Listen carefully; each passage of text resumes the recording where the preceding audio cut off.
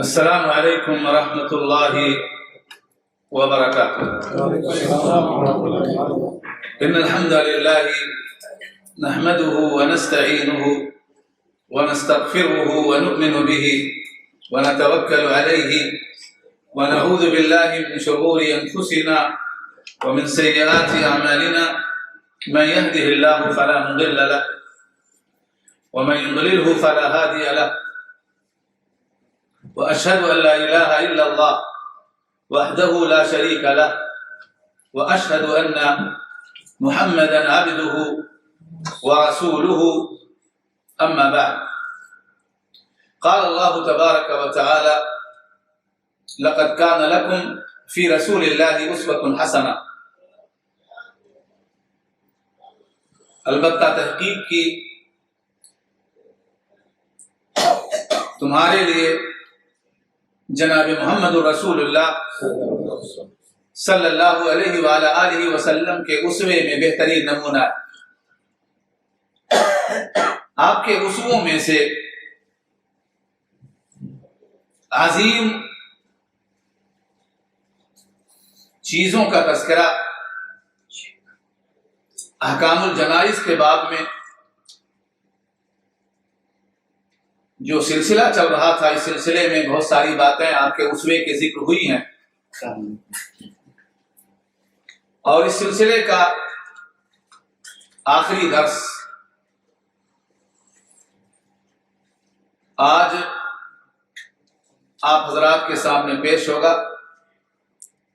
اللہ کی توفیق سے اسی آیت کی روشنی میں چند اور باتیں قبر اور اس سے متعلق آپ حضرات کے سامنے میں ذکر کروں گا۔ اللہ کے نبی صلی اللہ علیہ وسلم کی قبر، آپ کی تکفین اور آپ کی تدفین کے تعلق سے مکمل طور پر تفصیلات آپ کے سامنے گزری۔ میں اس کی چند جھلکیاں آپ حضرات کے سامنے آج آخری موڑ پر، کیونکہ اسی سے آگے بعض وہ چیزیں جو آج ہو رہی ہیں ان کا تذکرہ میں کرنا چاہتا ہوں، لیکن اس سے قبل میں چند جھلکیاں دکھانا چاہتا ہوں جو چیزیں گزری ہیں، اس کا اشاریہ آپ کہہ لیں اللہ تعالیٰ کی توفیق سے۔ تو آیت پڑھی میں نے، لقد کان لکم فی رسول اللہ اسوۃ حسنہ۔ یہ بات بتائی جا چکی ہے، اس کی تفصیل گزری ہے کہ آپ کی قبر بغلی بنائی گئی تھی، یعنی اللہ تعالیٰ نے آپ کی قبر کے تعلق سے بغلی قبر کو پسند فرمایا۔ ویسے شک بھی جائز ہے، شک بھی جائز ہے، اس کا تذکرہ بھی اسی کے ساتھ ہو چکا ہے، لیکن آپ کی قبر میں طاق نہیں بنایا گیا تھا، آپ کی قبر میں طاق نہیں بنایا گیا تھا، جیسا کہ ابھی کچھ دیر کے بعد آپ کے سامنے ایک وصیت نامے کا ایک دو بند میں ذکر کروں گا۔ اس بند میں کوئی عام آدمی نہیں، موجودہ وقت میں اپنی جماعت کا قائد کہا جانے والا انسان اپنی زندگی میں اپنے مدنی وصیت کے اندر اس چیز کی تاکید کے ساتھ کہ میرے کفن دفن اور غسل کے اندر سنت کو لازم پکڑا جائے، اسے ملحوظ رکھا جائے، لیکن جب وہ بندے ذکر کرتا ہے کہ بات دیگرے اپنے وصیت کے اندر، تو تقریباً اگر میں مبالغہ نہ کروں، بغیر کسی مبالغے کے 98% اس کے وصیت نامے میں سارے کے سارے بند کتاب و سنت سے ہٹ کر کے یا میں ایک جملہ کہوں، کیونکہ بہت ساری چیزیں آپ نے سن لی ہیں، کتاب و سنت سے عداوت کی روشنی میں لگتا ہے۔ آپ دیکھیں انہی بندوں میں سے ایک بند یہ بھی ہے کہ جب میری قبر کھودیں تو اس قبر کی دیواروں کے اندر سرہانے کے جانب چہرے کے پاس ایک طاق بنائیں، لیکن نبی اکرم جناب محمد رسول اللہ صلی اللہ علیہ وآلہ وسلم نے نہ طاق بنانے کی وصیت کی اور نہ صحابہ کرام نے طاق بنایا۔ گویا کہ آپ کی قبر کے اندر دیواروں میں، چاہے دائیں والی دیوار ہو، چاہے بائیں والی دیوار ہو، چاہے پایتانے والی دیوار ہو، چاہے سرہانے والی دیوار ہو، کسی بھی طرف کوئی طاق صحابہ کرام نے نہیں بنایا، اور نہ آپ کی قبر میں دفن سے پہلے کچھ رکھا گیا۔ اس وصیت نامے میں بہت ساری چیزوں کے رکھنے کی تلقین کی گئی ہے کہ یہ رکھا جائے، اور وہ چیزیں بھی ابھی آ رہی ہیں۔ اور نہ آپ نے قبر میں کچھ رکھنے کی وصیت کی تھی۔ آپ کی قبر میں کچی اینٹیں لگائی گئی تھی، آپ کی قبر کو زمین سے ایک بالش جتنا زمین سے اونچا رکھا گیا تھا، اور کوہان نما آپ کی قبر بنائی گئی تھی، لیکن پختہ نہیں بنایا گیا تھا، یعنی آپ کی قبر کو پختہ نہیں بنایا گیا تھا، اور نہ پختہ بنانے کی آپ نے وصیت کی، نہ صحابہ کرام نے پختہ بنانے کو پسند فرمایا۔ اور میں یہاں پر یاد دہانی کے لیے ایک چیز ذکر کر دوں، اس دھرتی کے اوپر آنے والے انسانوں میں امت محمدیہ کے اندر آپ صلی اللہ علیہ وسلم کے صحابیوں سے زیادہ اللہ کے نبی صلی اللہ علیہ وسلم سے محبت کرنے والا نہ کوئی پیدا ہوا ہے اور نہ اب کوئی پیدا ہونے والا ہے۔ اور اگر یہ حقیقت ہے تو اللہ کے نبی صلی اللہ علیہ وسلم کے لیے اللہ نے اور اللہ تعالی کی مشیت سے اللہ کے رسول صلی اللہ علیہ وسلم کے ساتھیوں نے جن چیزوں کو پسند کیا ہے، وہی چیزیں ہمارے لیے دین ہیں۔ ان چیزوں سے ہٹ کر دین کا کوئی تصور نہیں ہے۔ آپ کی قبر کو زمین سے ایک بالش جتنا اونچا رکھا گیا تھا، کوہان نما قبر بنائی گئی تھی، لیکن پختہ نہیں بنایا گیا تھا۔ آپ کی قبر حجرہ عائشہ میں بنائی گئی تھی۔ کس حجرے میں؟ حجرہ عائشہ میں بنائی گئی تھی۔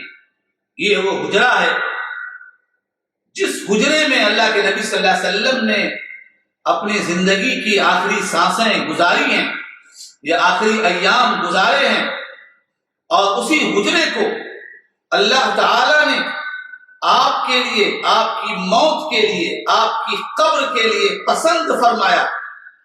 جیسا کہ جب اللہ کے نبی صلی اللہ علیہ وآلہ وسلم کے تعلق سے صحابہ پریشان ہوئے کہ آپ کو دفن کہاں کیا جائے، تو اللہ کے نبی صلی اللہ علیہ وآلہ وسلم کے ساتھی صدیق اکبر نے اشارہ کیا کہ انبیاء جہاں موت پاتے ہیں وہیں دفن کیے جاتے ہیں، وہاں سے ہٹائے نہیں جاتے۔ گویا کہ وہ جگہ مبارک ٹھہرتی ہے، مقدس ٹھہرتی ہے، اور اللہ تعالیٰ کی پسندیدہ ہوتی ہے۔ تو اللہ کے نبی صلی اللہ علیہ وسلم کو اسی لیے صحابہ کرام نے حجرہ عائشہ سے نکالا نہیں، بلکہ وہیں آپ کی موت ہوئی، وہیں آپ کو دفن کیا گیا۔ اور یہ حجرہ عائشہ مسجد نبوی کا حصہ نہیں تھا، بلکہ مسجد نبوی سے الگ ایک کمرہ تھا، اور اسی طریقے سے کمرہ تھا جیسے اور حجرات امہات المؤمنین رضی اللہ تعالی عنہن اجمعین کے حجرات تھے، ایسے ہی یہ حجرہ بھی مسجد سے الگ تھلگ ایک کمرہ تھا۔ یہ اور بات ہے، حجرہ عائشہ اللہ کے نبی صلی اللہ علیہ وسلم کی انتہائی چہیتی بیوی ام المؤمنین عائشہ کا تھا، اور یہ مسجد سے قریب تر تھا۔ اس کے اندر اللہ کے نبی صلی اللہ علیہ وسلم کی وفات ہوئی، اور اسی کے اندر آپ کو دفن کیا گیا۔ یہاں پر ایک سوال اٹھتا ہے، میں کچھ تاریخیں آج کے درس میں آپ کو بیان کروں گا جس سے آپ کو پتہ چلے گا کہ جیب اور پیٹ کے سوداگروں نے اپنے دین کی بحالی کے لیے یا اپنی جیب اور پیٹ کی نشو و نما کے لیے جو تلبیسات ابلیس اور شبہات اور تعویلات اور بھانمتی کے ڈھیرے سے عمارت قائم کی ہے، بدعت کی عمارت، بدعات کے کھنڈروں کے اندر ان کی کیا حقیقت ہے، وہ کیا حیثیت رکھتی ہے اسلام کے اندر، ان کی کیا تاریخ ہے، کیا واقعتاً ان میں سے کسی بھی چیز کی کوئی حیثیت اور کوئی مقام ہے؟ دیکھیں، یہ پہلا سوال ہے۔ سوال یہ ہے، آخر آج جب ہم دیکھتے ہیں نبی اکرم جناب محمد رسول اللہ صلی اللہ علیہ وآلہ وسلم کی قبر کو، تو ہمیں وہ مسجد نبوی کے اندر دکھائی دیتی ہے، قبر آپ کی مسجد نبوی کے اندر دکھائی دیتی ہے، اور باطل پرستوں نے باطل چیز سے دلیل پکڑتے ہوئے اپنے لیے جو جیب اور پیٹ کی سوداگری کی ہے اس کی کیا حقیقت ہے؟ آیا کس نے؟ ہم نے بتایا کہ وہ حجرہ عائشہ میں آپ کا انتقال ہوا، حجرہ عائشہ میں آپ دفن کیے گئے، اور اشارہ ابو بکر جو عین مشیت الہی کے مطابق اشارہ ہے اور حدیث ہے، اللہ کے نبی صلی اللہ علیہ وسلم کو وہاں سے نکالا نہیں گیا، اور وہ مسجد نبوی سے الگ تھلگ ایک حجرہ تھا، کس نے اسے مسجد نبوی کے اندر داخل کیا؟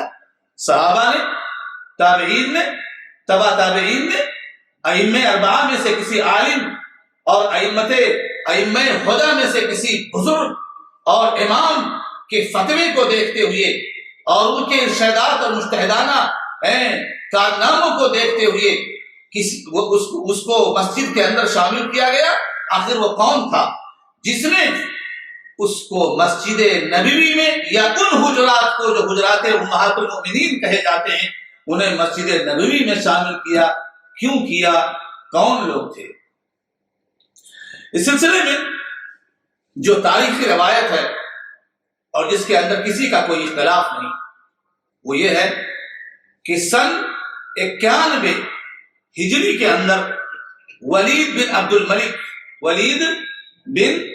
عبد الملک اموی بادشاہ نے مسجد نبوی میں حجرہ عائشہ کو داخل کیا۔ اس میں مسجد نبوی میں حجرہ عائشہ کو داخل کیا، یعنی ایک ایسے وقت میں جب صحابہ میں سے سارے کے سارے لوگ تقریباً وفات پا چکے ہیں، دو ایک کو چھوڑ کر کے، اور وہ بھی اپنی زندگی کی آخری سانسوں میں ہے۔ جی، ایسے موقع پر یہ کام ہوا ہے، بدعی کام، جس کو کسی بھی عالم نے پسند نہیں فرمایا، جب ولید بن عبد الملک کے حکم پر حجرہ عائشہ کو مسجد نبوی میں داخل کیا گیا تو ائمۃ الہدی نے انکار کیا، اور اس میں سے بطل الجلیل اور امام التابعین سعید ابن المسیب کا نام نامی روشن ہے انکار کرنے والوں میں سے۔ اسی طریقے سے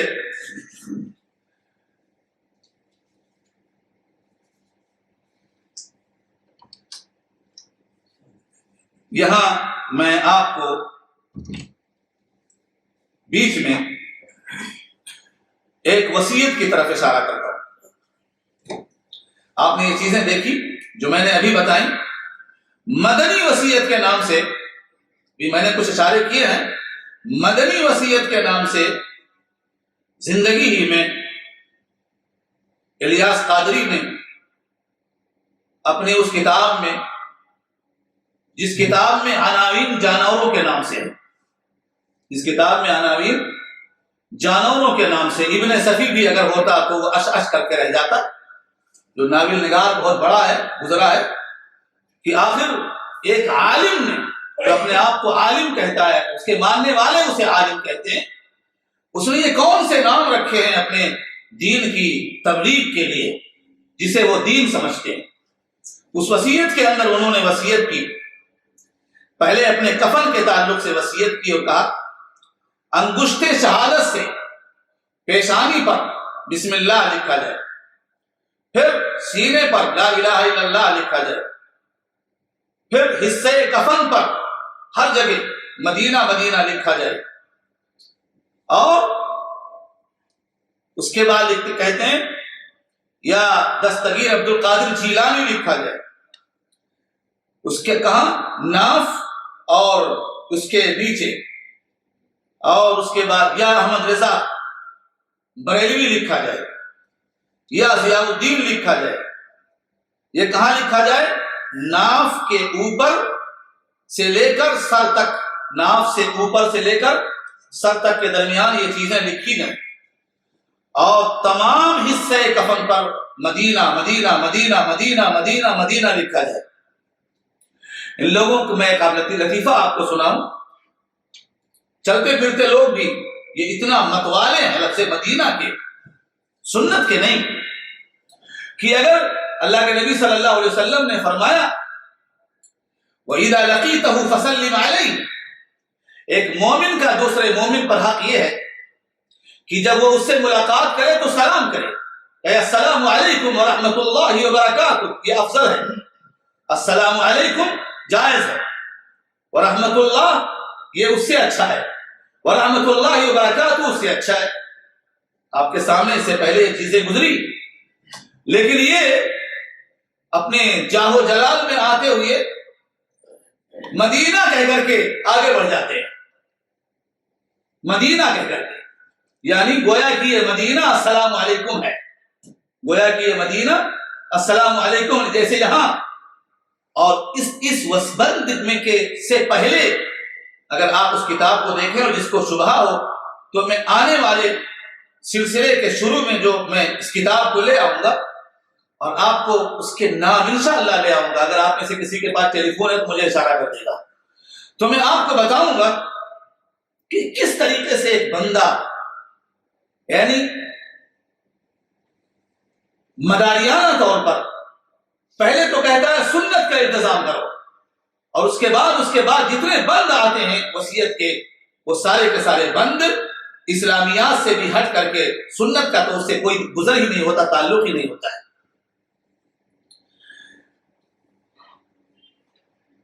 اسی طریقے سے وہ ذکر کرتے ہیں کہ تدفین سے پہلے قبر میں طاق بنا کر، یہ دوسرا بند آپ دیکھیں، تدفین سے پہلے قبر بن چکی، قبر ان کی کھودی جائے، جب کہتے ہیں جب مر جاؤں تو قبر جب کھودی جائے تو کہتے ہیں تدفین سے پہلے دیوار قبر میں طاق بنا کر پابند سنت اسلامی، سن رہے ہیں نا، پابند سنت اسلامی، کوئی پابند سنت اسلامی کا، کسی پابند سنت اسلامی کا لکھا ہوا عہد نامہ، نقش نالے شریف، سبز گنبد شریف، شجرہ شریف، نقش ہرکارہ وغیرہ تبرکات رکھیں، کس میں؟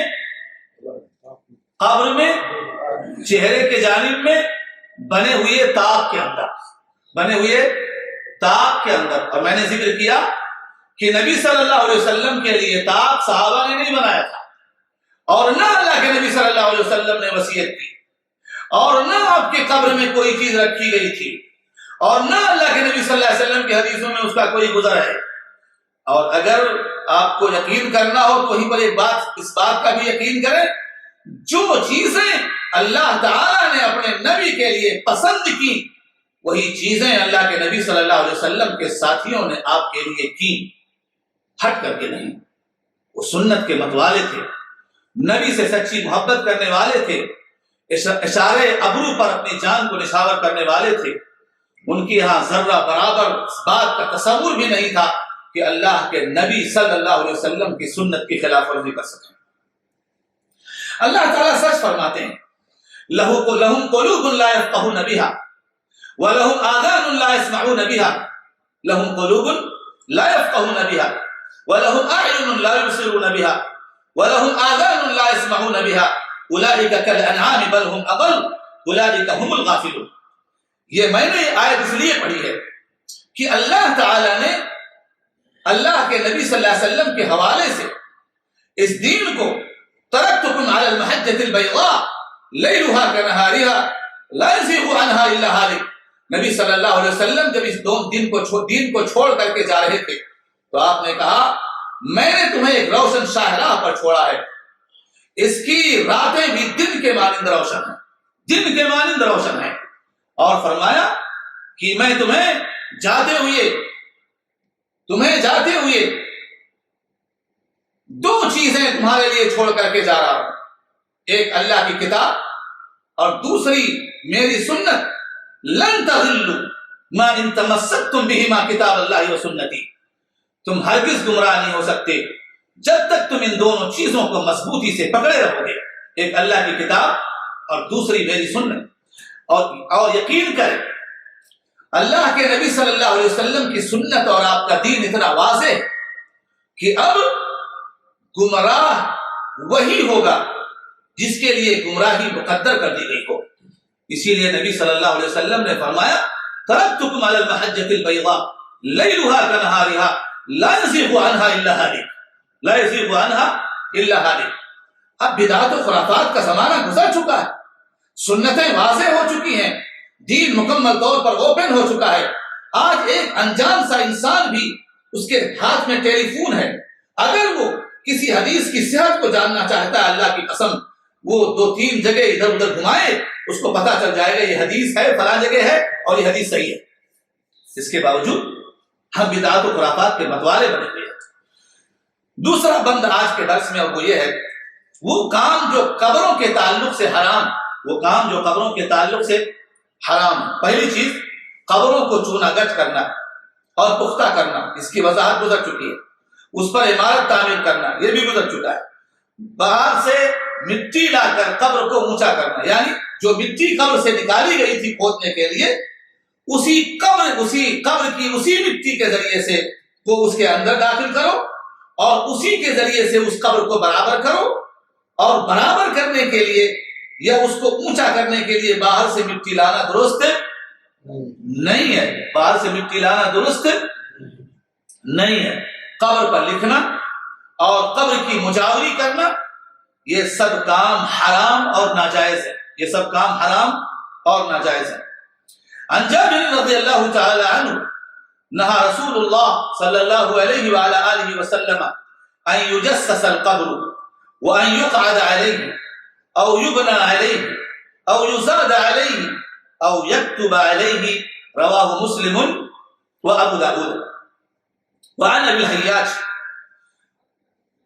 قال لي علي بن ابي طالب رضي الله تعالى عنه الا ابعثك على ما بعثني رسول الله صلى الله عليه وعلى اله وسلم الا تدع تمثالا وفي روايه صوره في بيت الا طمست ولا قبرا مشرفا الا سويت، رواه مسلم۔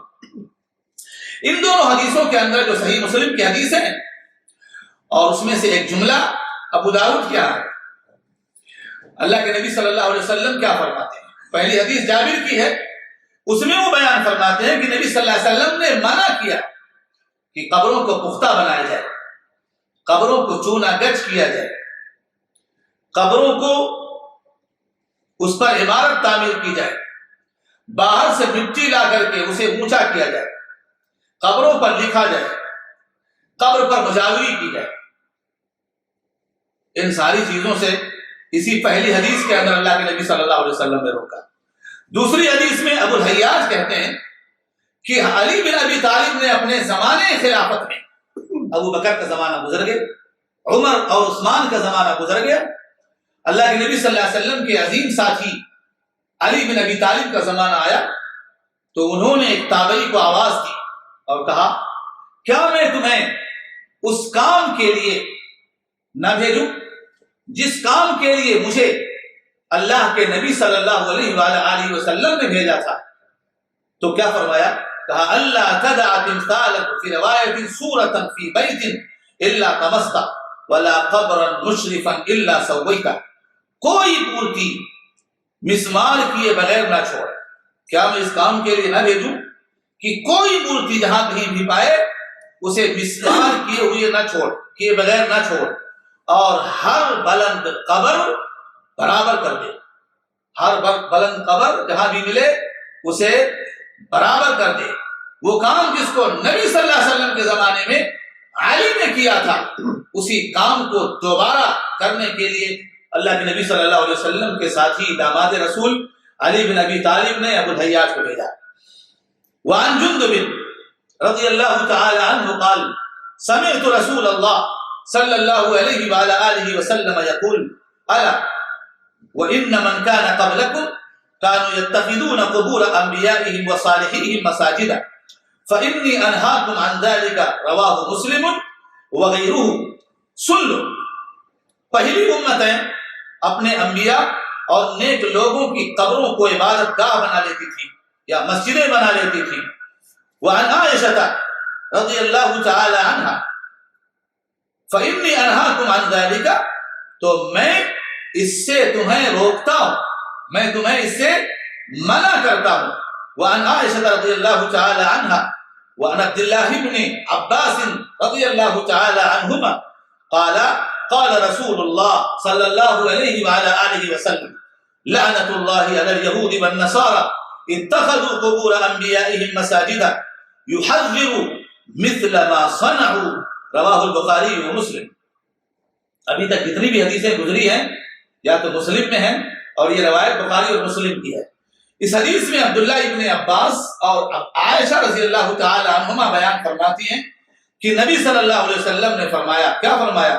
اللہ تعالیٰ کی لعنت ہو یا اللہ لعنت کرے یہود و نصارہ پر، جنہوں نے اپنے انبیاء کی قبروں کو عبادت گاہیں بنا لی، اپنے انبیاء کی قبروں کو عبادت گاہیں بنا لی. یحذر مثل ما صنعوا، کیا مطلب؟ یعنی نبی صلی اللہ علیہ وسلم ان کے کام سے تنبیہ فرما رہے تھے، منع فرما رہے تھے، روک رہے تھے. آپ کا مقصود کیا تھا؟ یعنی ان جیسے کام سے بچنا، ان جیسے کام کو نہ کرنا، اس سے بچنا تم لوگ. جی، ملعون کاموں سے بچنا، یہ ملعون کام ہے. فرمایا، کہا کہ آپ صلی اللہ علیہ وسلم ان کے کردار سے خبردار کر رہے تھے اور منع فرما رہے تھے. اسی طریقے سے وعن عائشہ رضی اللہ تعالی عنہ فلولا ذلك ابرز قبره غیر انه خشی ان يتخذ مسجدا رواہ البخاری ومسلم. عائشہ رضی اللہ تعالی عنہ کہتی ہیں اگر یہ خوف اور یہ حکم نہ ہوتا، یہ حکم نبی صلی اللہ علیہ وسلم کا، شریعت کا، اور یہ خوف، یہ اندیشہ نہ ہوتا کہ کہیں اللہ کے نبی صلی اللہ علیہ وسلم کی قبر عبادت گاہ نہ بنا لی جائے، تو اللہ تعالیٰ کے حکم سے، نبی کے حکم سے، شریعت کے حکم سے آپ کی قبر بھی کھلی جگہ میں رکھی جاتی، کھلی جگہ میں رکھی جاتی. لیکن اس اندیشے کی وجہ سے، اس خوف کی وجہ سے آپ کی قبر کو حجرے عائشہ میں رکھا گیا، حجرے عائشہ میں رکھا گیا. یہ روایت جانتے ہیں کہاں؟ روایت بخاری اور مسلم کی ہے.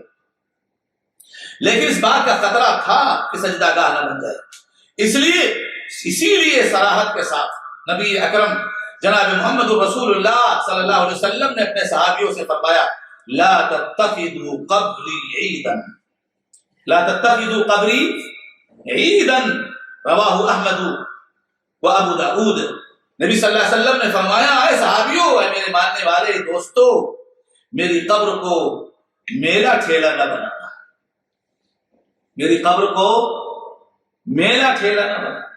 آپ اپنی کھلی نگاہوں سے دیکھیں دنیا میں کس طریقے سے آج استخواں فروشی ہو رہی ہے، استخواں فروشی ہو رہی ہے آج دنیا میں. آج قبر اور قبر والا ہی دنیا میں سب کچھ ہے. آج ساری ضرورتیں، سارے مسائل لوگوں نے قبروں کے حوالے کر دیے اور قبروں کو اس انداز پر مزین کیا ہے، مخملی قبر بنا کر کے وہاں جو طوفان بدتمیزی اور حیا سوزی کے کام ہو رہے ہیں، شیطان بھی آج پریشان ہے کہ ہماری کیا ضرورت رہ گئی ہے. وَلَقَدْ صَدَّقَ عَلَيْهِمْ إِبْلِيسُ ظَنَّهُ فَاتَّبَعُوهُ. قرآن کہتا ہے آج جو وعدہ اس نے اللہ تعالیٰ سے کیا تھا، جو چیلنج دیا تھا اللہ تعالیٰ کو، وہ چیلنج، اس چیلنج میں وہ کامیاب ہو چکا ہے، اس چیلنج میں وہ کامیاب ہو چکا ہے. دنیا کے چپے چپے کے اندر، کونے کونے کے اندر شیطان کی عبادت ہو رہی ہے، غیر اللہ پرستی ہو رہی ہے. جس غیر اللہ پرستی سے روکنے کے لیے انبیاء اور رسول کی بعثت ہوئی تھی. وَلَقَدْ بَعَثْنَا فِي كُلِّ أُمَّةٍ رَسُولًا أَنِ اعْبُدُوا اللَّهَ وَاجْتَنِبُوا الطَّاغُوتَ. اللہ تعالیٰ نے انبیاء و رسول کا جو سلسلہ لگایا صرف اسی لیے سلسلہ لگایا تھا کہ جو لوگ اللہ کو چھوڑ کر کے غیر اللہ کے پجاری بن چکے ہیں ان کی پیشانیوں کو وہاں سے ہٹا کر کے اللہ کی جناب میں جھکایا جائے۔ اللہ تعالیٰ نے اس سلسلے کو اسی لیے جاری کیا تھا، اس لیے نہیں کہ وہ جائیں بتائیں کہ اللہ رب ہے، اللہ خالق ہے۔ اللہ رب اور اللہ خالق اور اللہ مالک کا عقیدہ ہے اور یہ توحید ربوبیت ہے، جس کو آج کے بہت ساری جماعتوں نے، بلکہ آپ کہیں 90% جماعتوں نے جس کو توحید بنا لیا ہے، جبکہ یہ بعثت رسول کا مقصد نہیں ہے۔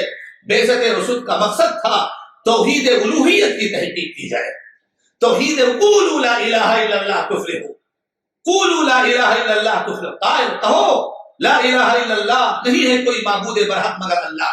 جھگڑا اس میں تھا انبیاءوں سے، ان کی قوموں سے، لیکن آج معاملہ اس کے برعکس ہے۔ آج جن چیزوں سے وہ آئے تھے روکنے کے لیے، انہی چیزوں کو آج کا مسلمان دین بنا چکا ہے، بلکہ سب سے بڑا دینی مدعا ہے، اس کو جو نہ مانے وہ کافر ہے، وہ نجدی ہے، وہ وہابی ہے، وہ لہابی ہے، وہ جہنمی ہے۔ اس کے پیچھے نماز نہیں، کہتے ہیں نماز تو ہر جگہ ہو جاتی ہے، لیکن ہم مجبور ہیں حج اور عمرے کے لیے ہمیں یہاں آنا پڑتا ہے۔ اللہ اکبر۔ تو نبی صلی اللہ علیہ وسلم نے فرمایا لا تتخذوا قبری عیدا، میری قبر کو اے ساتھیو میرا ٹھیلا نہ بنانا۔ اور اگر نبی کی قبر پر جھکنے سے اور وہاں طواف کرنے سے، سجدے کرنے سے، رکوع کرنے سے، نذرانے ماننے سے اور ملعون کام ذبیحہ پیش کرنے سے میلا ٹھیلا عبادت گاہ بن سکتی ہے، تو دنیا میں کس کی قبر نہیں بن سکتی؟ اس کے بعد اللہ کے نبی صلی اللہ علیہ وسلم ایک اور فریاد اللہ تعالیٰ سے کرتے ہیں۔ فریاد کیا ہے؟ اللہم لا تجعل قبری وثنا یعبد، اے اللہ میری قبر کو بت نہ بنانا کہ لوگ اسے پوجنے لگے، میری قبر کو بت نہ بنانا کہ وہ پوجنے لگے، لوگ اسے پوجنے لگے۔ اور اللہ نے آپ کی فریاد کو، درخواست کو قبول کر لیا اور محفوظ کر لیا، بچا لیا آپ کی قبر کو بت بننے سے، جس کے لیے لوگ تلملا رہے ہیں۔ کیونکہ ابھی تاریخ آئے گی آپ کے سامنے، کیونکہ ان کے خلاف کرنے والے نے جس پر کفر کے فتوے لگے، اس نے ان کے جیب اور پیٹ پر لات مار دیا تھا۔ وعن عائشہ رضی اللہ عنہ، حکم سنیں ایسا کرنے والوں کے تعلق سے۔ وعن عائشہ رضی اللہ تعالی عنہ، عائشہ رضی اللہ تعالی عنہ ایک حدیث بیان کرتی ہے، صحیح حدیث، بخاری اور مسلم کی حدیث، اس میں بیان کرتی ہے ام سلمہ اور ام حبیبہ کے تعلق سے۔ عائشہ نے ہجرت حبشہ نہیں کیا، لیکن ام حبیبہ اور ام سلمہ نے ہجرت حبشہ کرنے کی بھی فضیلت حاصل کی۔ اور جب وہاں وہ گئیں تو انہوں نے ماریہ نامی ایک کنیسہ دیکھا، ماریہ نامی ایک نصرانی کنیسہ دیکھا۔ اس کنیسہ کے اندر مجسمے، خوبصورت تصویریں بنی ہوئی تھی۔ جب وہ لوٹ کر کے آئیں، نبی صلی اللہ علیہ وسلم سے ملاقات ہوئی اور آپ کے سامنے اس کا تذکرہ کیا، تو اللہ کے نبی جناب محمد رسول اللہ صلی اللہ علیہ، اور جانتے تذکرہ کب کیا تھا؟ آپ کے مرض الموت، زندگی کی آخری ساعتوں میں یا آخری ایام میں۔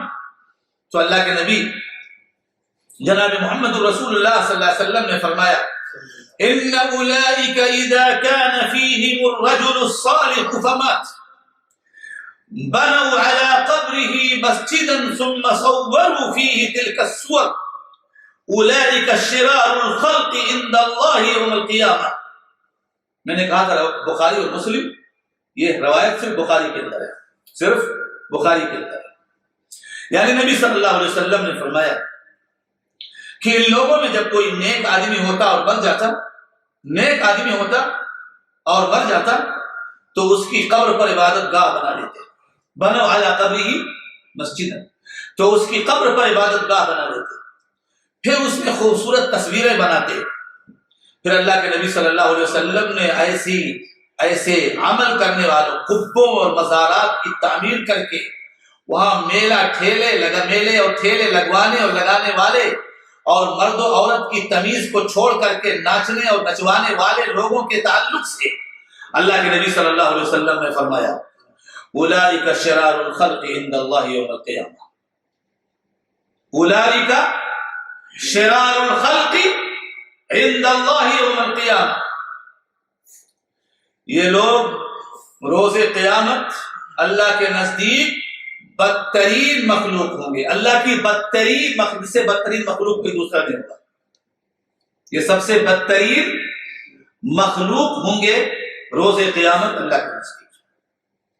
معلوم ہوا ان ساری چیزوں سے جو گزری کہ اسلام میں قبروں کو پختہ بنانے، ان پر گنبد بنانے اور قبے بنانے اور کسی قسم کی تعمیر کرنے کی کوئی گنجائش نہیں، کیونکہ ان چیزوں سے ان کی پوجا پاٹ کا دروازہ کھلتا ہے. اور جیسا کہ آپ اپنی کھلی نگاہوں سے دیکھ رہے ہیں، سجدے ہو رہے ہیں اور وہ کچھ ہو رہا ہے جس کا آپ کو پہلے تصور نہیں تھا، اور آنے والے ایام میں، سالوں میں، ماہ سال کے اندر وہ کچھ ہونے والا ہے جو ابھی آپ کو تصور میں نہیں ہے. روز بروز اس میں ترقی ہو رہی ہے. تیسرا بند آج کے درس کا وہ یہ ہے، اگر کہا جائے آپ قبوں کی تاریخ سنیں، قبے کس نے بنائے؟ صحابہ نے بنائے، تابعین نے بنائے، تبع تابعین نے بنائے، ائمہ اربعہ نے بنوائے، کسی بڑے مجتہد اور امام کے فتوے کی وجہ سے بنا؟ ہرگز نہیں. ان سارے لوگوں کا اس سے کوئی تعلق نہیں ہے. سنیں، اگر یہ کہا جائے اچھا ٹھیک ہے، نبی صلی اللہ علیہ وسلم کے قبر پر قبہ ہونا اس بات کی یہ دلیل ہے بھائی کہ ہم قبے بنائیں، مزارات بنائیں، تو اس کا آپ کے پاس کیا جواب ہے؟ اس کا آپ کے پاس کیا جواب ہے؟ اس کا جواب سنیں. یہ اس دھرتی کے اوپر رہنے والے مسلمانوں کے لیے جہالت کی سب سے بڑی جہالت ہے.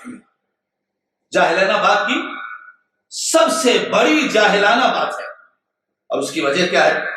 کیونکہ اس کا تعلق نہ نبی کی کسی حدیث سے ہے، نہ صحابہ کے عمل سے ہے، نہ تابعین اور تبع تابعین کے عمل سے ہے، نہ ائمہ اربعہ سے ہے، نہ خیر القرون میں سے کسی بھی دور سے ہے. یعنی اس کا تعلق کسی عالم کتاب و سنت سے یا کسی صحابی سے یا کسی حدیث سے نہیں ہے. پھر کہاں سے ہے یہ؟ کس نے بنوایا ان قبوں کو؟ نبی صلی اللہ علیہ وسلم کی قبر پر. آپ سنیں، غور کریں. مصر کا ایک بادشاہ تھا، مصر کا ایک بادشاہ تھا. اس بادشاہ کا نام تھا قلاوون الصالحی. قلاوون الصالحی وہ مشہور تھا بالملک المنصور. ملک المنصور کے نام سے مشہور تھا.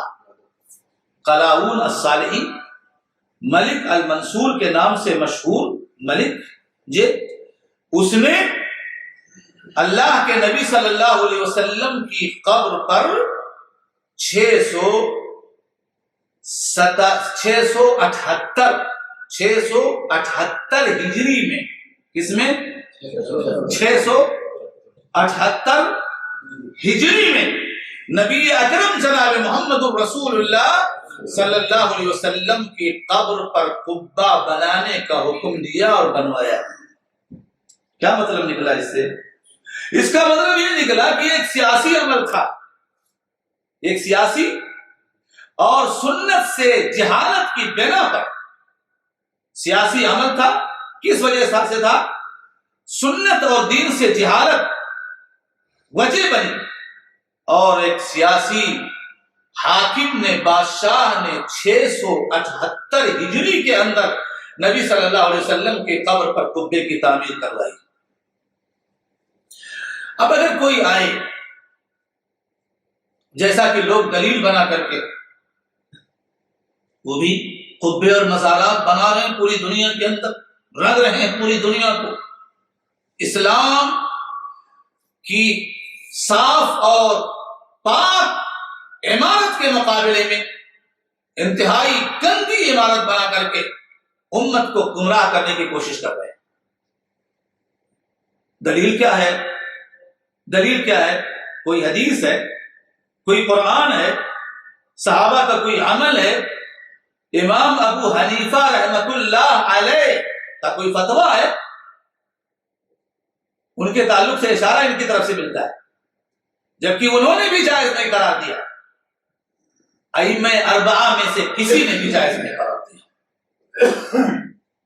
کسی نے بھی جائز نہیں قرار دیا۔ علماء احناف نے بھی اس سے منع کیا اور ناپسند تصور کیا۔ پھر کہاں سے آیا امامت؟ دیکھیں تو لوگوں نے اس نے کیسے بنایا تھا؟ ایک تو سنت سے لاعلمی اور جہالت۔ اس نے دیکھا مصر میں اور شام کے اندر نصرانی کنائس ہیں اور وہ بڑے ہی خوبصورت اور مزخرف ہیں، تو اس نے نبی صلی اللہ علیہ وسلم کی سنت سے جہالت کی بنا پر ان کی تقلید کی اور نبی صلی اللہ علیہ وسلم کی قبر پر قبہ تعمیر کرا دیا۔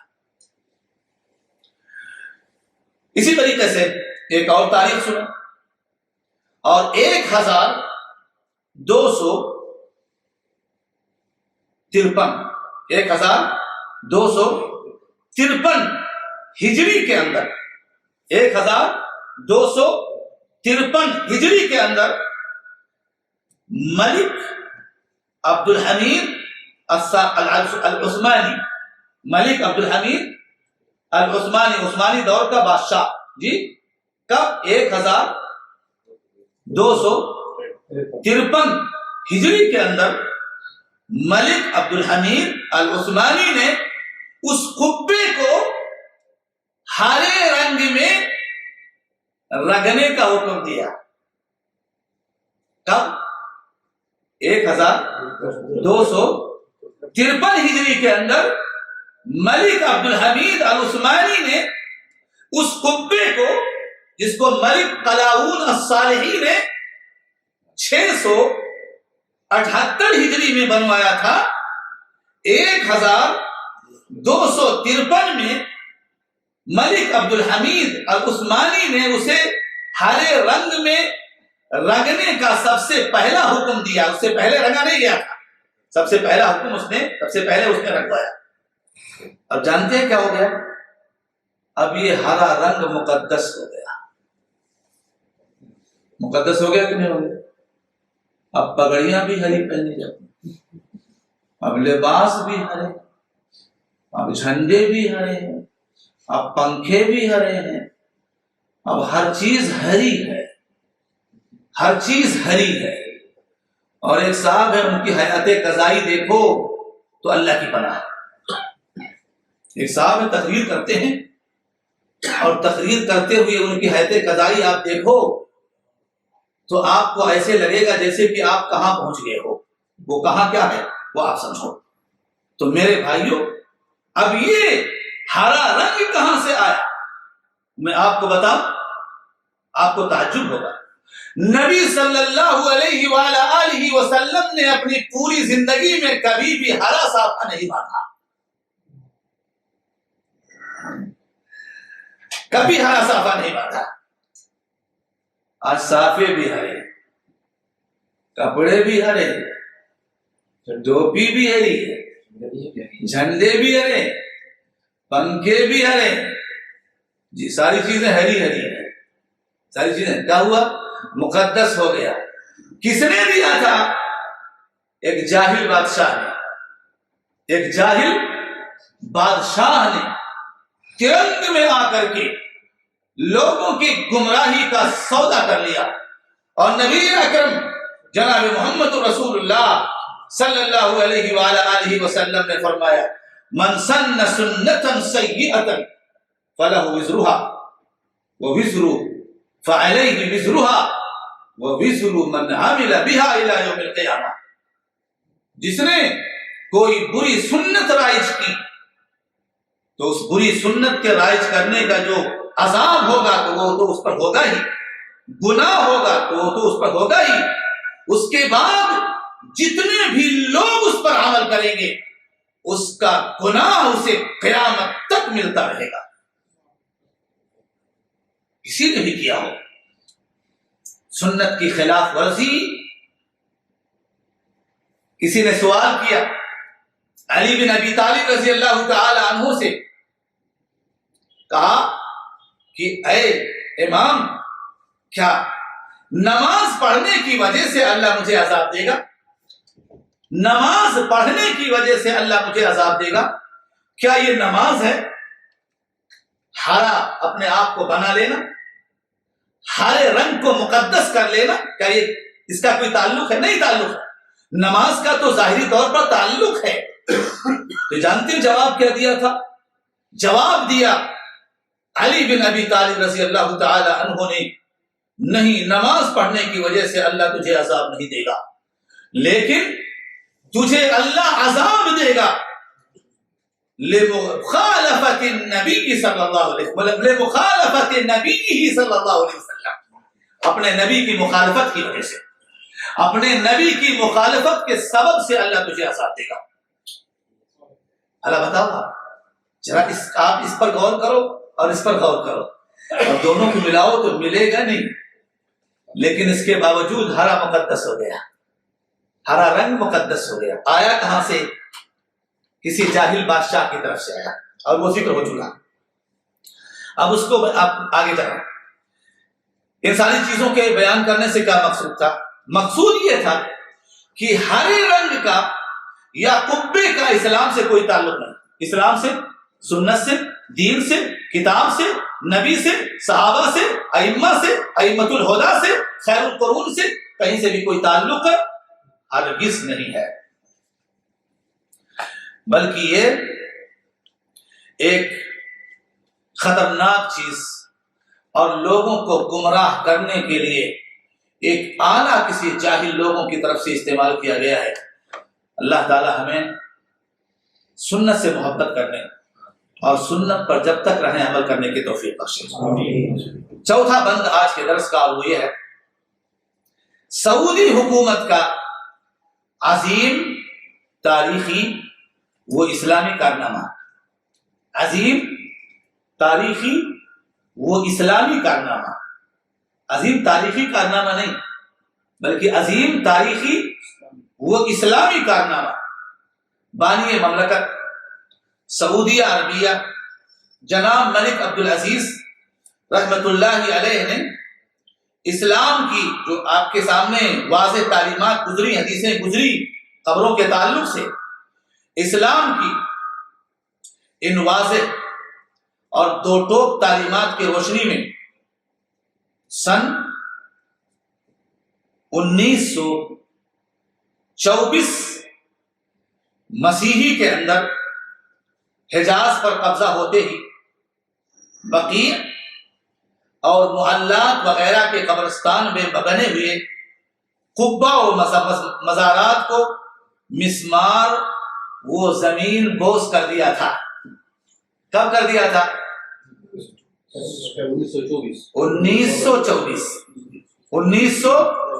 1924 مسیحی کے اندر ملک عبدالعزیز نے اسلام کے انہی واضح اور دو ٹوک بیانات، ارشادات، احادیث کی روشنی میں معلات اور بقیع وغیرہ کے قبرستانوں میں بنے ہوئے قبوں اور مزارات کو زمین بوس کر دیا تھا.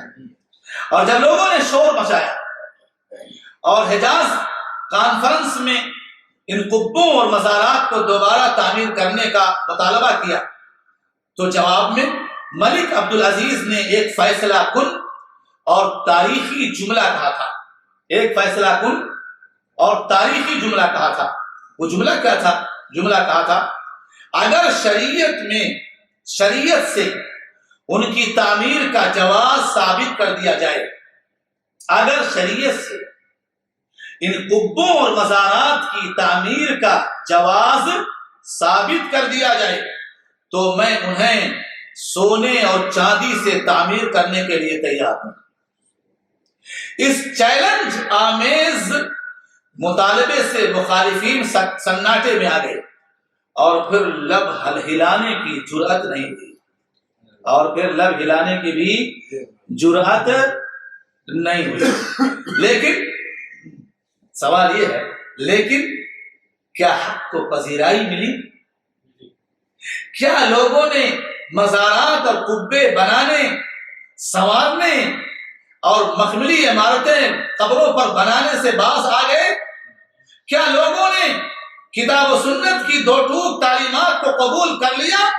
ہرگز نہیں، بلکہ شیطان نے تعویلات فاسدہ اور باطل تعویلات اور شبہات اور ادھر ادھر سے گندے ڈھیروں کو جمع کر کے بھانمتی کی تعمیر، ان کے تعمیر کرنے کا ایک جواز ان کے سامنے پیش کر دیا، اور لوگ اسی کے اندر بہتے چلے گئے، اور قبوں اور مزارات کا شیطان نے ایک لامتناہی سلسلہ قائم کر دیا۔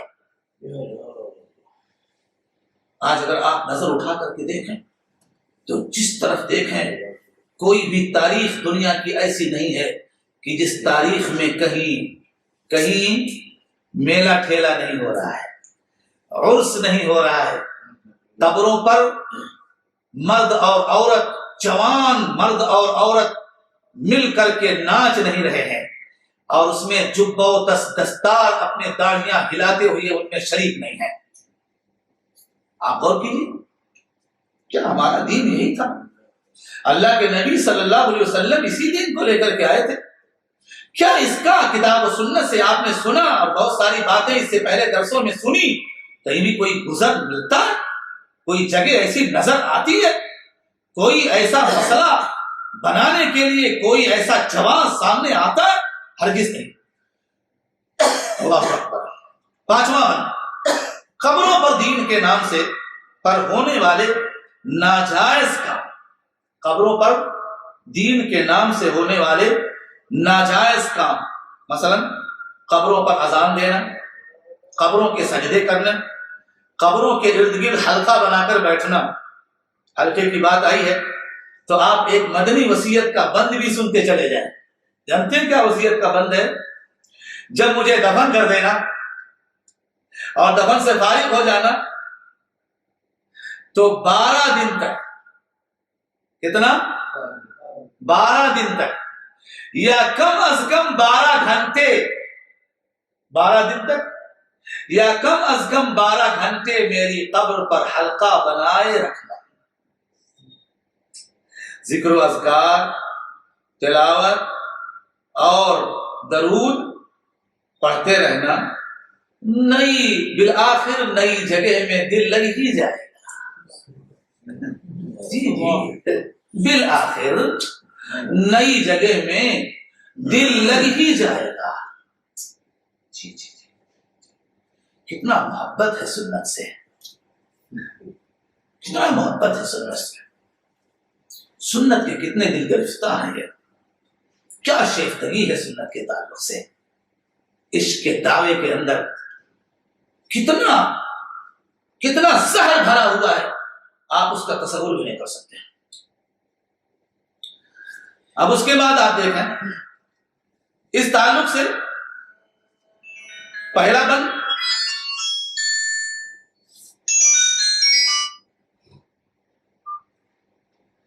آپ نے قبروں پر دین کے نام سے جو ہونے والے حرام کام ہیں، پہلی چیز سنی اذان دینا، اذان دلواتے۔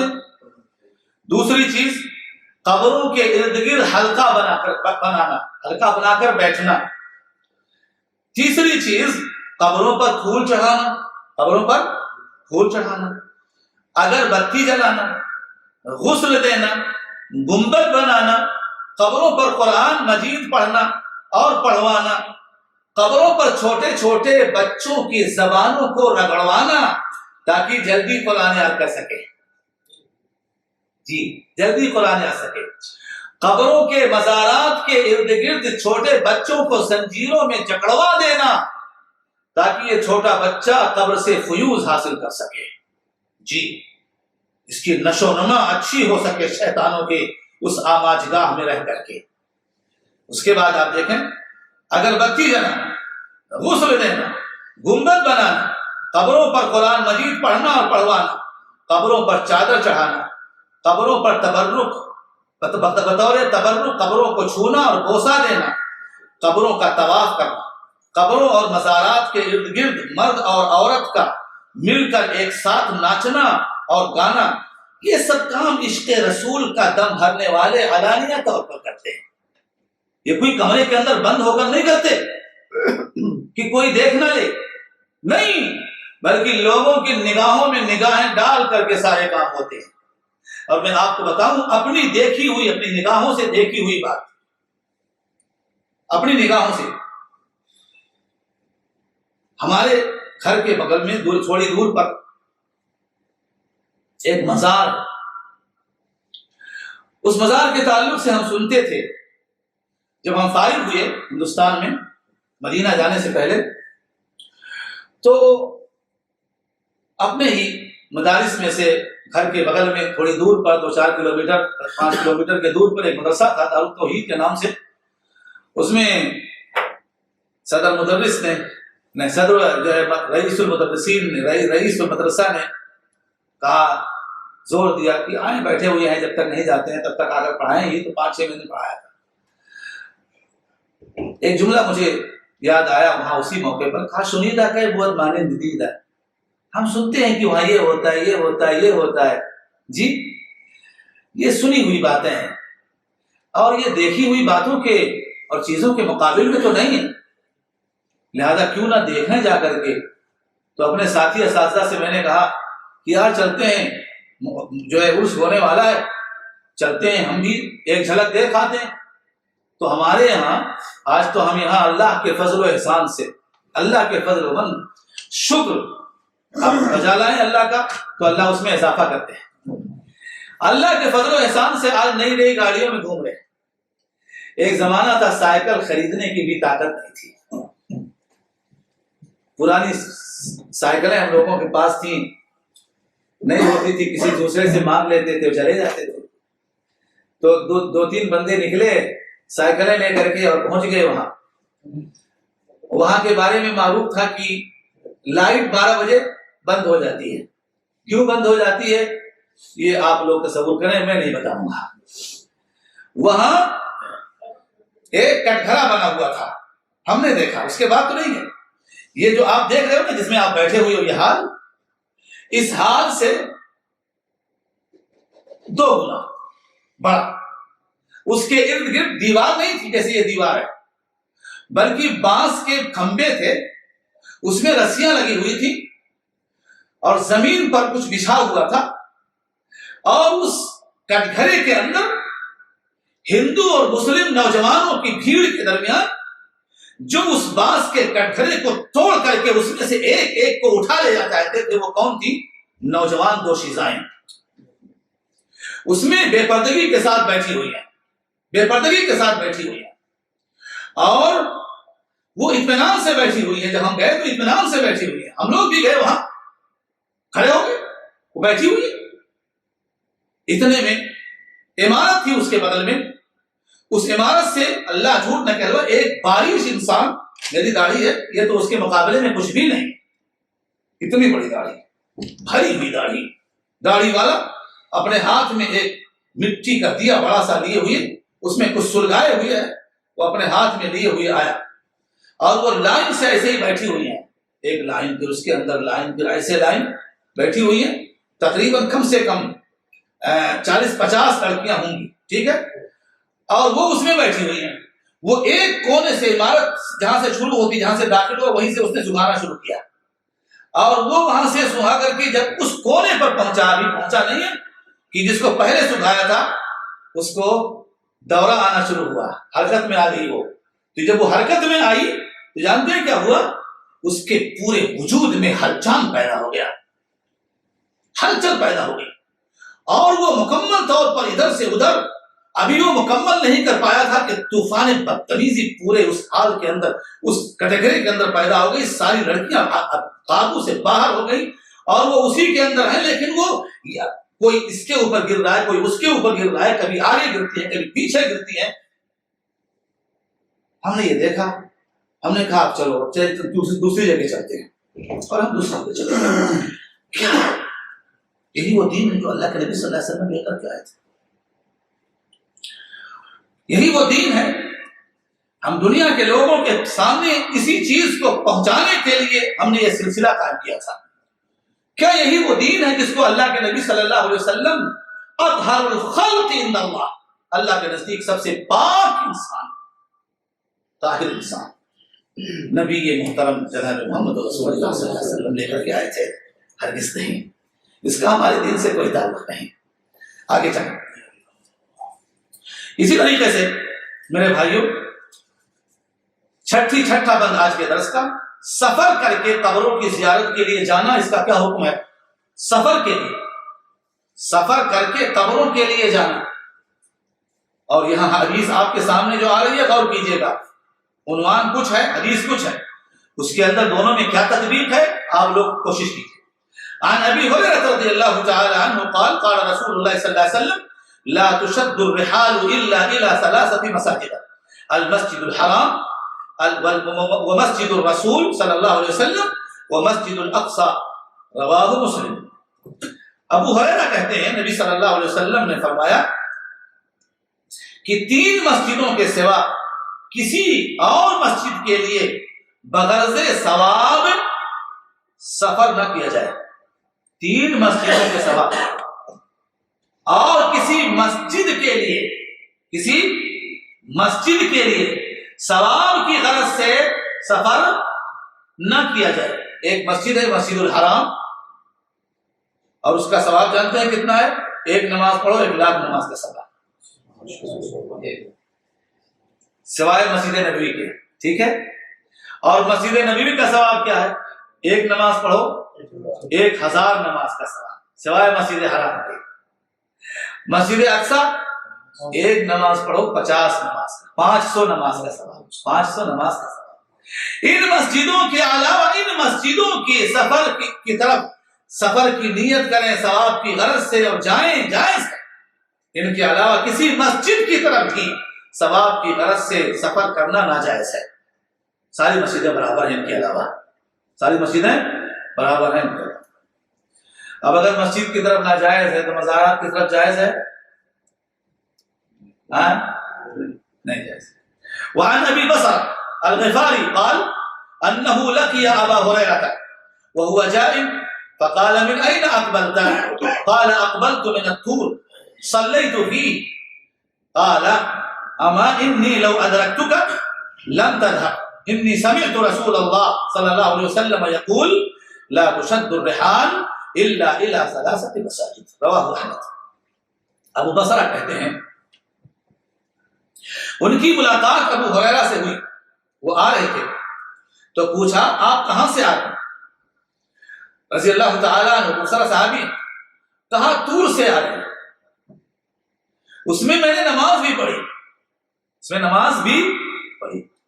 وہ بصرہ کہتے ہیں اگر اس سے پہلے ملاقات ہو گئی ہوتی تو آپ نہیں جاتے، تو آپ جانے سے پہلے ملاقات ہو جاتی تو آپ نہیں جاتے.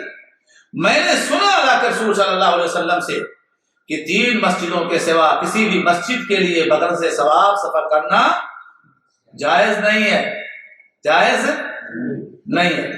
ایک اور روایت ہے، اس میں ہے وہ روایت، اس میں یہ ہے کہ ایک صحابی تھے قرہ نامی تقریباً، تو کہا کہ فلا تأتیہ، یعنی تمہیں وہاں جانے کی کوئی ضرورت ہے.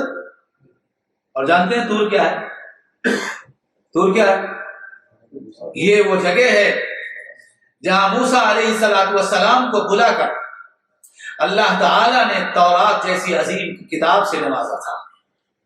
تورات جیسی عظیم کتاب سے نوازا تھا. گویا کہ وہ بھی بقعہ اطہر ہے، پاک جگہ ہے، دنیا کے پاک جگہوں میں سے ایک جگہ ہے. لیکن وہاں بھی صحابہ کرام جانے کو ناپسند فرماتے تھے. نبی صلی اللہ علیہ وسلم کی اسی حدیث کو سامنے رکھتے تھے.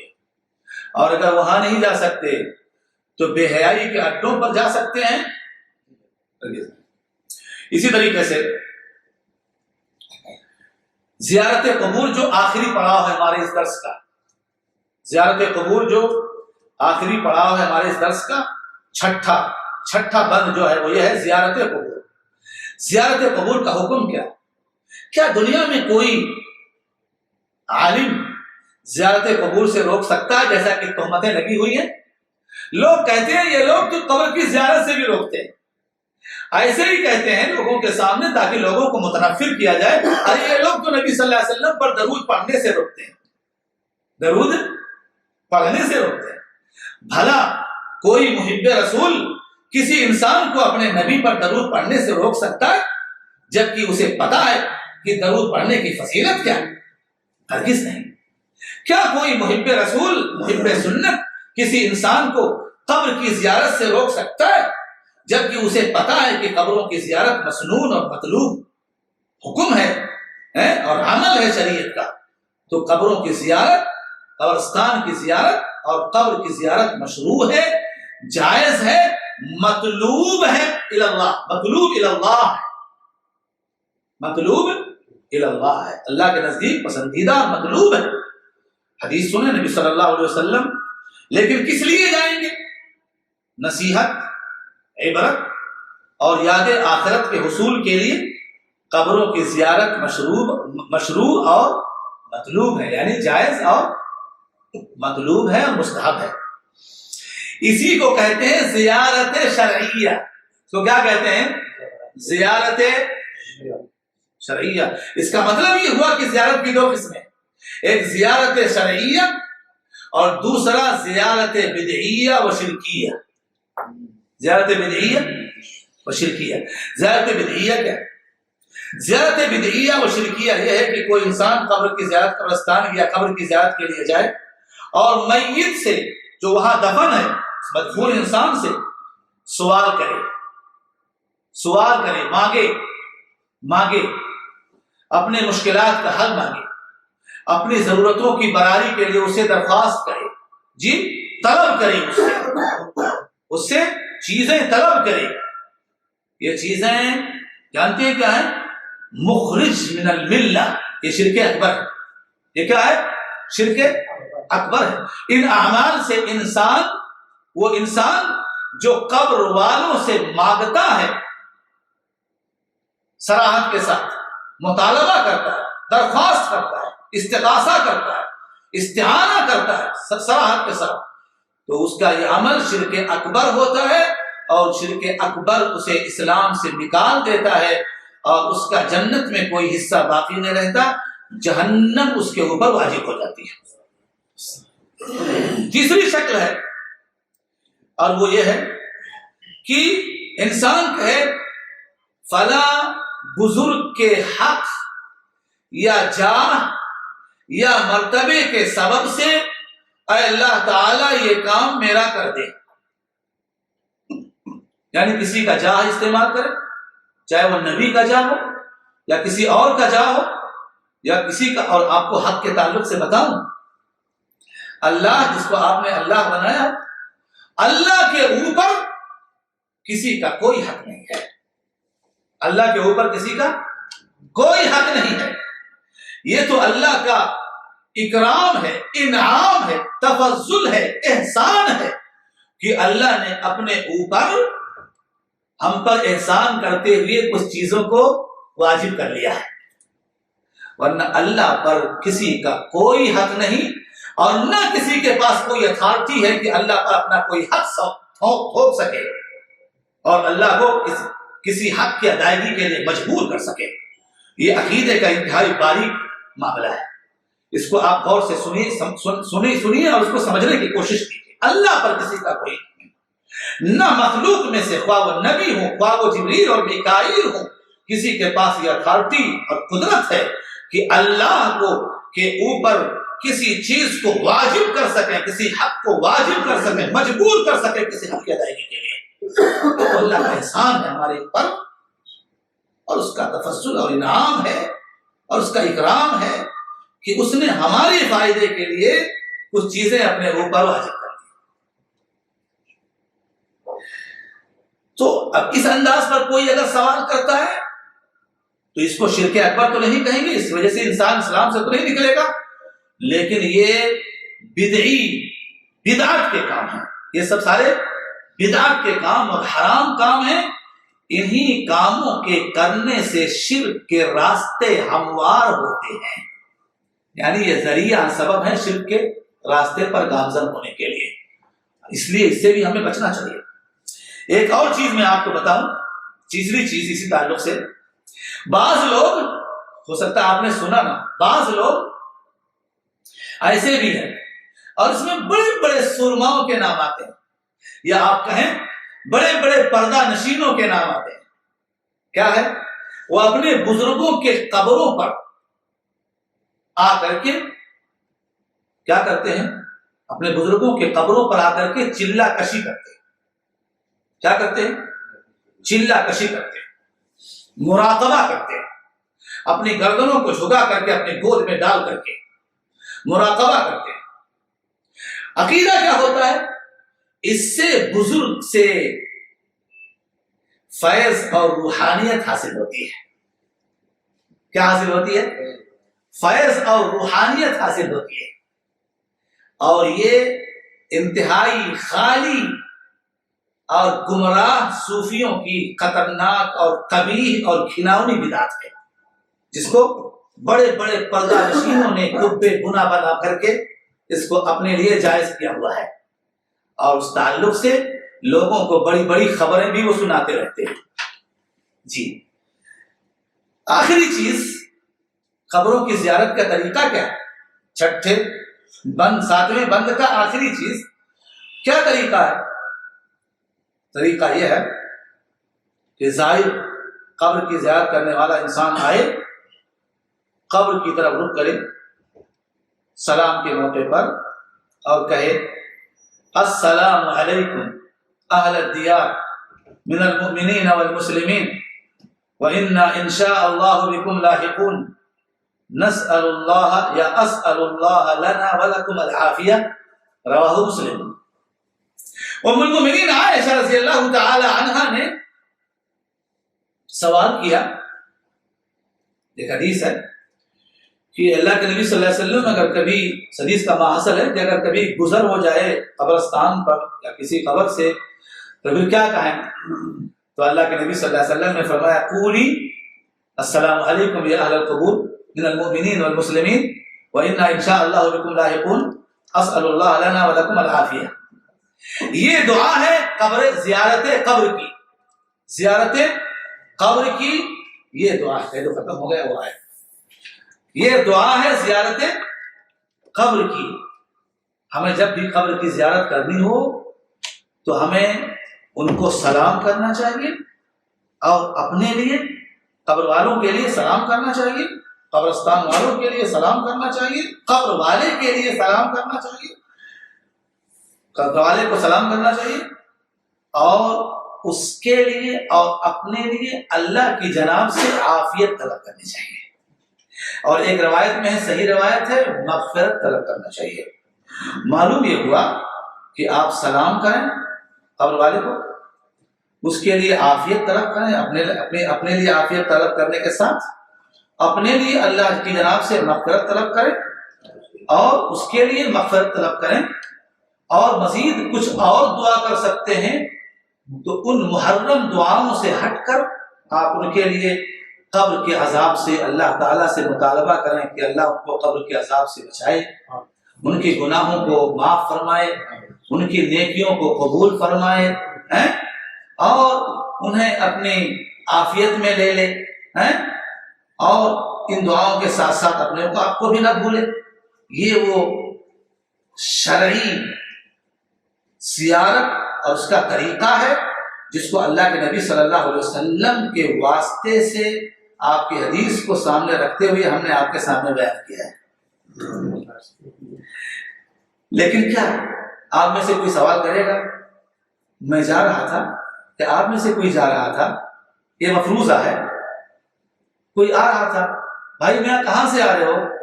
ارے وہ میرے والد کا یا فلاں کا انتقال ہو گیا تھا، میں گیا تھا ان کی قبر پر فاتحہ پڑھنے کے لیے۔ کہاں گئے تھے حضرت؟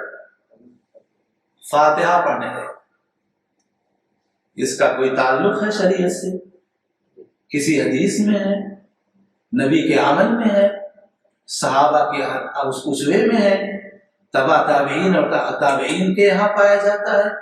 کیا خود ائمہ اربعہ نے ہمیں اس دعا سلام کو چھوڑ کر کے نبی کی مخالفت کر کے سورہ فاتحہ یا فاتحہ پڑھنے کا حکم دیا قبروں پر؟ اللہ کی قسم ایسی کوئی بات نہیں ہے۔ تو پھر یہ کیا ہے؟ یہ بدعت ہے، اس سے قبر والے کو کوئی فائدہ ہرگز نہیں۔ آپ جائیں پورا قرآن پڑھ دیں، کوئی فائدہ نہیں، کوئی فائدہ، اور یہ بات گزر چکی ہے۔ یاد رکھیں، وَوَضْعُ الشَّيْءِ فِي غَيْرِ مَحَلِّهِ، ظلم کی تعریف یہ ہے کہ انسان کسی چیز کے اصل محل میں رکھنے کے بجائے اس کو اس کے محل کی اعلیٰ جگہ پر رکھے تو یہ ظلم ہے۔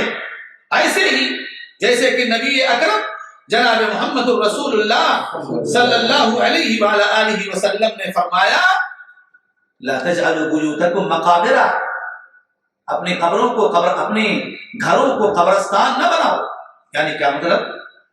قبرستان میں نماز نہیں پڑھی جاتی، قبرستان میں نماز نہیں پڑھی جاتی، قبرستان میں نماز نہ پڑھو، نہ کسی قبر کی طرف رخ کر کے نماز پڑھو۔ نماز قبلہ رخ پڑھی جاتی ہے، قبلہ رخ پڑھتے والا بھی اگر اپنے سامنے سیدھے قبر پاتا ہے ناجائز اٹھ جائے، وہاں سے کوئی اور جگہ تلاش کرے۔ اخیر میں دو جملے نصیحت کے طور پر اپنے لیے اور آپ کے لیے۔ لقد کان لکم فی رسول اللہ اسوۃ حسنہ، یہ آیت میں نے آپ کے سامنے بارہا پڑھی، جانتے ہیں اس کی وجہ کیا ہے؟ یہ آیت اور دوسری آیت وما آتاکم الرسول فخذوہ وما نہاکم عنہ فانتہوا۔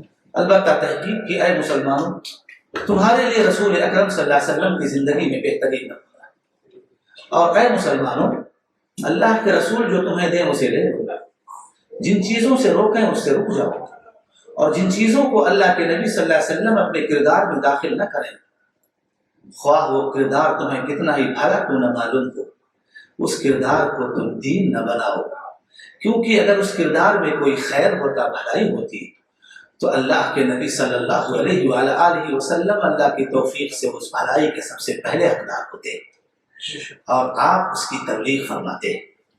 یہ دونوں آیتیں ہمیں کیا بتاتی ہیں؟ یہ دونوں آیتیں ہمیں بتاتی ہیں کہ کسی بھی مومن اور امت محمدیہ یا کسی بھی امت محمدیہ کے کسی بھی فرد کے لیے جنت میں جانے کا سیدھا سا راستہ یہی ہے کہ وہ اللہ کے ساتھ سچی محبت کرے، اللہ کے ساتھ کسی کو اس کی ذات میں، صفات میں، الوہیت میں، ربوبیت میں کسی بھی طور پر، کسی بھی انداز پر اور کسی بھی معمولی شے کے اندر بھی شریک نہ ٹھہرائے، اور اپنے نبی صلی اللہ علیہ وسلم سے سچی محبت کرے، اور نبی کی رسالت میں بھی کسی کو شریک نہ ٹھہرائے، آپ کی سنت سے سچی محبت کرے، آپ کے صحابہ کی زندگیوں کو اپنے لیے نمونہ بنا کر کے اپنے سامنے رکھے، اور انہی اصولوں کے مطابق زندگی گزارے جن اصولوں کے مطابق صحابہ نے زندگی گزاری ہے، تو وہ انسان آئے گا اس حدیث کے مطابق کل امتی یدخلون الجنہ الا من ابى قیل ومن ابى یا رسول اللہ قال من اطاعنی دخل الجنہ ومن عصانی فقد ابى۔ اللہ کے نبی نے فرمایا میری امت کے سارے لوگ جنت میں داخل ہوں گے سوائے اس کے جس نے انکار کیا۔ کہا گیا وہ کون سا بدنصیب ہے جو انکار کرے گا؟ اللہ کے نبی آپ کی سنت کو پا کر کے، تو اللہ کے نبی صلی اللہ علیہ وآلہ وسلم نے ایک مختصر سا جواب دیا، من اطاعنی دخل الجنہ ومن عصانی فقد ابى، جس نے انکار، جس نے میری اطاعت کی جنت میں داخل ہوگا۔ آپ سمجھ رہے ہیں نا؟ جس نے میری اطاعت کی جنت میں داخل ہوگا، اور جس نے میری نافرمانی کی، اس نے انکار کیا، یعنی اس کا ٹھکانہ جہنم ہوگا۔ اللہ کی جناب میں دعا ہے رب کریم ہمارے دلوں میں اپنی محبت پیدا فرما دے، اپنی کتاب کی محبت پیدا فرما دے، اس کے پڑھنے، اس کے سمجھنے اور اس کے اصولوں پر چلنے کی توفیق عطا فرما۔ اے اللہ ہمارے دلوں میں جناب محمد رسول اللہ سید ولد آدم صلی اللہ علیہ وآلہ وسلم کی سچی محبت پیدا فرما دے۔ اے اللہ ہمارے سارے اعمال کو نبی اکرم سید ولد آدم صلی اللہ علیہ وآلہ وسلم کے اسوے کے مطابق بنا دے، اور ہمیں جب تک اس دنیا میں رکھ اپنے رسول سے سچی محبت کرنے والا بنا کر کے رکھ، اور اپنے رسول کی سنت سے سچی محبت کرنے والا بنا کر کے رکھ، اور اپنے رسول کی سنت پر مرنے اور مٹنے والا بنا کر کے رکھ، اور اسی پر ہماری موت فرما۔ وآخر دعوانا الحمدللہ رب العالمین۔ جزاکم اللہ خیرا واحسن الجزاء۔